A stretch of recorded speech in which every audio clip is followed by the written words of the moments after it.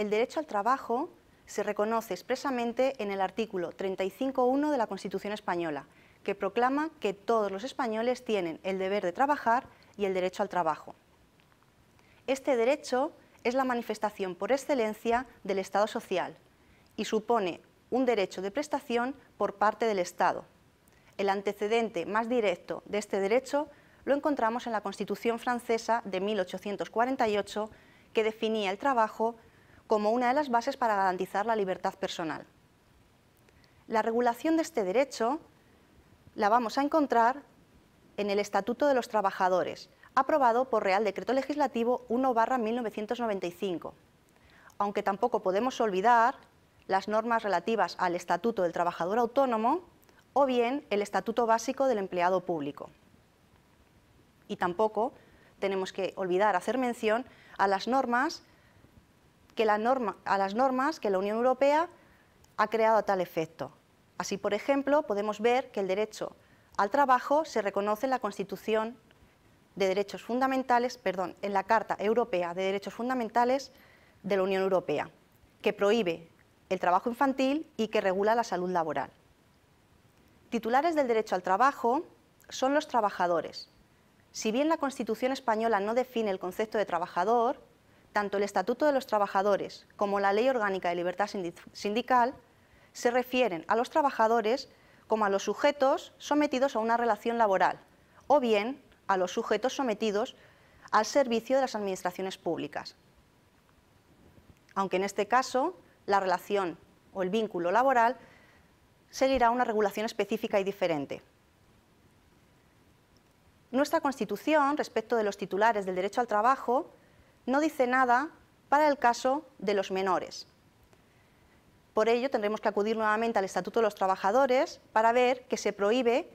la admisión al trabajo de los menores de 16 años, excepto para los casos de espectáculos públicos, siempre y cuando se cuente con el permiso de la autoridad laboral competente. Así, entre 16 y 18 años, los menores tendrán también reconocido el derecho al trabajo, aunque limitado en ciertos aspectos, como por ejemplo no podrán realizar trabajos nocturnos o no podrán realizar horas extraordinarias.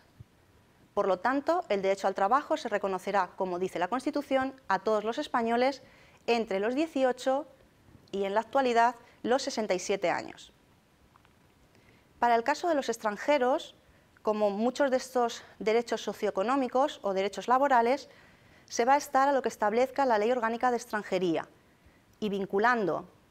la relación laboral con el permiso de residencia o de estancia en el país. Tenemos que decir aquí que los ciudadanos europeos no se consideran extranjeros en este sentido y están sometidos a lo que el Tratado de Funcionamiento de la Unión Europea reconoce como libertad de circulación de personas, servicios y capitales. Los obligados por este derecho, ya que es un derecho de prestación, serán, en primer lugar, los poderes públicos, aunque también vamos a ver que el resto de particulares se van a ver sometidos a alguna serie de obligaciones respecto de este derecho, como por ejemplo la obligación de no discriminar en el trabajo, en el puesto de trabajo. En relación al contenido del derecho al trabajo, el mismo tiene un doble aspecto, individual y colectivo. Mientras que en su dimensión individual este derecho se concreta en el igual derecho de todos a un determinado puesto de trabajo y a la continuidad en el mismo, en su dimensión colectiva implica además un mandato a los poderes públicos, el mandato de pleno empleo reconocido en el artículo 40 de la Constitución española. Además de esta doble dimensión individual y colectiva, el contenido esencial del derecho al trabajo se va a concretar, en primer lugar, en la libre elección de profesión y oficio, en segundo lugar, en la promoción a través del puesto de trabajo y, en tercer lugar, en el derecho a una remuneración suficiente. Señalamos brevemente aquí, en relación con la libre elección de profesión y oficio, que no va a existir ningún puesto de trabajo cerrado o reservado a un determinado tipo de persona, pero es cierto que en determinadas profesiones, por motivos de interés general, se podrá limitar la posibilidad de su ejercicio por una cierta categoría o bien porque se establezca una colegiación obligatoria.